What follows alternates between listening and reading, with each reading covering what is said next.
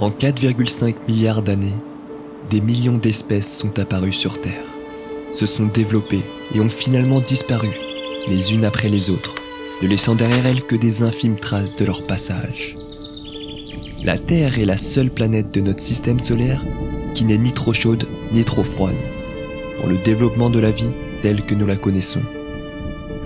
La présence d'eau liquide ainsi que la stabilité climatique de la Terre ont promis l'apparition et le développement d'organismes vivants. Les premiers de ces organismes vivants sont apparus peu après le début de l'histoire de la Terre, et ceux-ci n'ont cessé d'interagir avec leur environnement. Ils ont évolué en s'adaptant à l'environnement sur Terre, en même temps que la Terre elle-même a été modifiée de manière importante.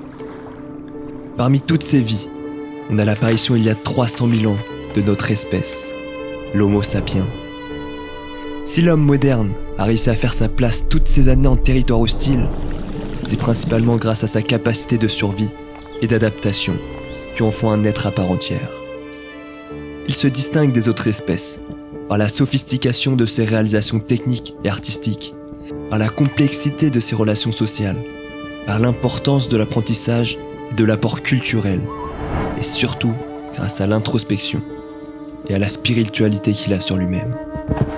Alors que j'étais en train de lire La Nuit des Temps de Barjavel, une question m'a interpellé. Quelle est la place de l'homme dans le monde actuel et que lui sera-t-il réservé pour le futur ?